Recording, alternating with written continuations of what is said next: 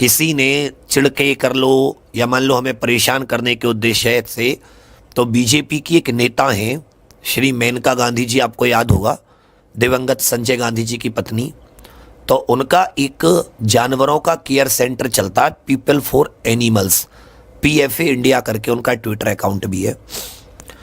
उन्हें कोई शिकायत कर दी कि जी यहाँ पे जो हमारे सिंघम सिम्बा हैं हम उन पे अत्याचार करते हैं, उनको कीड़े पड़े हुए हैं, और बताया गया कि हम उनके बच्चे पैदा करके उनके बच्चे बेचते हैं, और इतनी बिल्कुल हमने छोटे से कटघरे में उनको बंद कर रखा है, जाल में बंद कर रखा है, उनको खाना नहीं देते, मतलब जितनी भी गलत चीज़ें हो सकती थी उन्होंने दे दी।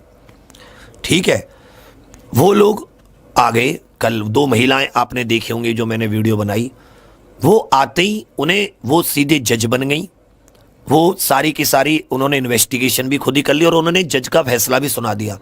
ना उनके पास ID कार्ड था वो किस संस्था से आई हैं, ना उनके पास कोई लीगल, हर किसी भी बंदे के अगर आप जांच करने जाते हो तो पहले आपको कोई हक नहीं है कोई NGO कि आप डायरेक्ट जा सकते हैं, या तो आप एनिमल बोर्ड ऑफ इंडिया को लेके आइए, या फिर अगर जैसे महिला कमीशन भी होता है, महिलाओं पे कहीं छापे लगते हैं तो महिला आयोग की टीम होती है। तो उनके पास कुछ ऐसा नहीं था, उनके पास एक फॉर्म था और उनके पास एक थी कि मैं महिला हूं, मैं लेडीज हूं, तो मैं मतलब अब हरेस करने निकल पड़ी हूं, ये इस तरीके की मानसिकता थी उनकी। आते वो सीधा मुझसे कहती हैं आप बच्चे बेचते हो। मैंने मैम आप मेरी बात तो सुनिए। बोले क्यों क्यों सुने हम आपकी बात, मतलब वो सीधे अड़ गए। जैसे मैं बहुत पोलाइटली बात करता हूँ लेडीज से, तो बहुत, अगर कोई महिला कहीं कहे कि नहीं जी तुम पर कोई मुझ पर आरोप भी लगा देगी ना, मैं गला काट के दे दूंगा, मैं उसकी बात का विरोध भी नहीं कर सकता। मतलब उस लेवल के आदमी हम लोग। हम भाई तुमने सही कहा, तुम ही होगा, ऊपर वाला देख रहा है कौन गलत कौन सही। तो उन्होंने क्या किया, सीधा आरोप लगा दिया। अब मुझ पे कोई सीधा आरोप लगा, मैं क्या बोलूंगा उससे महिला से। पहला मैम आप बात तो सुनिए, ये इसके डॉक्यूमेंट है, इनकी वैक्सीनेशन, मैंने अपने 5 महीने 6 महीने की कमाई मैंने अपनी सिम्बा को बचाने पे लगा दी, आपको लगता है कि मैं बच्चे।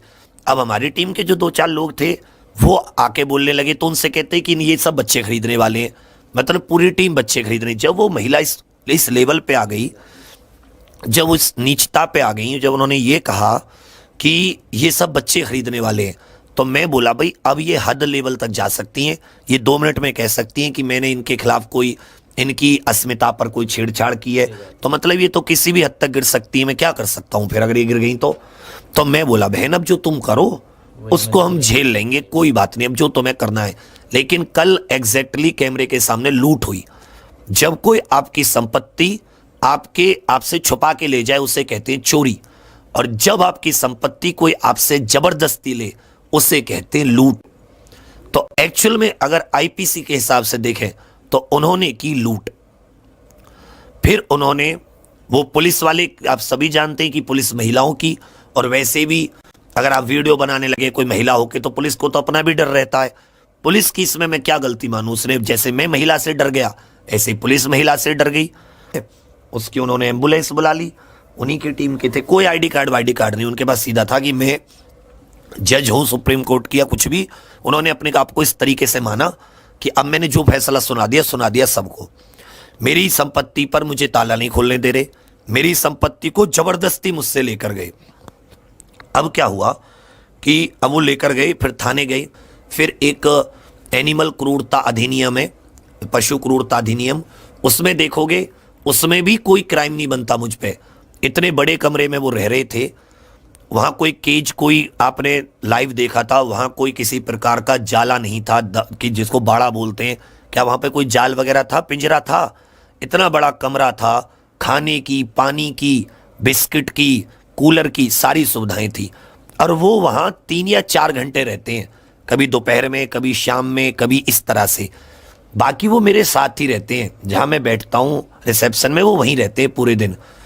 बस ये क्या है कि कभी किसी को काट ना लें, थोड़े से बड़े हो गए, तो इसलिए मैंने उनको बिल्कुल एक अच्छे उसमें कि भाई जितना मैं अफोर्ड कर सकता हूं, तो अब मैं उनको मैंने बिल्कुल बराबर वाले रूम में रख रखा है, जिससे कि आना जाना भी होता रहता। और वो पूरे दिन नहीं रहते वहां, वो कुछ घंटे के लिए अक्सर, की जब ऑफिस में ज्यादा लोग होते हैं, तैयार भी उन्हीं के लिए कराया, और उन्हीं के लिए, और उसका मैं किराया देता हूँ 12,000 रुपये महीने, उस छोटे से रूम का 10-12 हज़ार रुपये महीने, मतलब उसका रेगुलर किराया जाता है।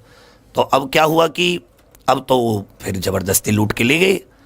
सिंघम सिम्बा उन्होंने अपने किसी हॉस्पिटल भेज दिए। वो हमारे लोग गए थे तो उसकी हालत इतनी बुरी थी कि वहाँ तो और भी अलग अलग प्रकार के कुत्ते, बताओ कीड़े पड़ने तक की उसने झूठी चीज़ लिखवाई है। जबकि मेरे सिंघम सिम्बा जैसे हर 15वें दिन पर तो मैं ना हॉस्पिटल भेज के उनकी ग्रूमिंग कराता हूँ। हॉस्पिटल भेज के कि एक एक अंग की जांच करके इनको एकदम बढ़िया तरीके से नखून काट के एक एक इनकी सफाई हो, इनकी पूरी, जैसे आदमी पार्लर जाता है हर 15, मतलब मेरी जो कमाई है मैं अपने सिंघम सिम्बा पे खर्च करता हूँ ऐसे। और अब जबकि मैं आपको अपने बारे में बताऊं कि परसों एक बिल्ली नहीं होती, बिल्ली छोटी सी, एक काली बिल्ली थी। तो जो काली बिल्ली होती है उस काली बिल्ली को 4 कुत्ते फपेड़ रहे थे, मतलब 4 कुत्तों ने उसको पकड़ रखा था, इधर खींच रहे थे इधर खींच रहे थे। उसको छुटाया, उसको रूम पे लेके आए, उसकी मर्रम पट्टी कराई, फिर डॉक्टर बुलाया जो एनिमल्स का डॉक्टर होता है, फिर उस डॉक्टर को दे दिया कि भाई अब इसको ले जाओ आप। इसी तरह परसों पल्ले दिन एक गाय थी, उस गाय के पैर में कोई वो नहीं होता तार वायर जो होता है, तो उसके इतने अंदर, उसके पैर के अंदर, गाय के अंदर इतना वायर घुसा हुआ था।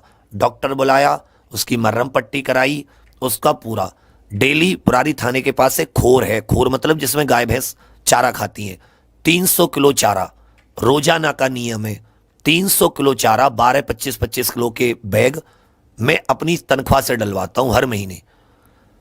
इसी तरह हमारा बचपन आप जानते होंगे, संस्था अपनी पूरे भारत भर में कम से कम 5,000 फ्री बच्चे झुग्गी झोपड़ियों को पढ़ा रहे, तुमसे किसी से कुछ नहीं लेके, अपने चल रहा है बस। मतलब कि दुनिया के लिए, समाज के लिए, जानवरों के लिए ऐसा नहीं है दिल नहीं है, सब कुछ करते हैं दिन भर। अब ये है कि उसका प्रचार नहीं करते, लेकिन हाँ अपने पास सबूत है कि कब हमने ये सब, तो वो सब उनके सामने सब फर्जी हो गए।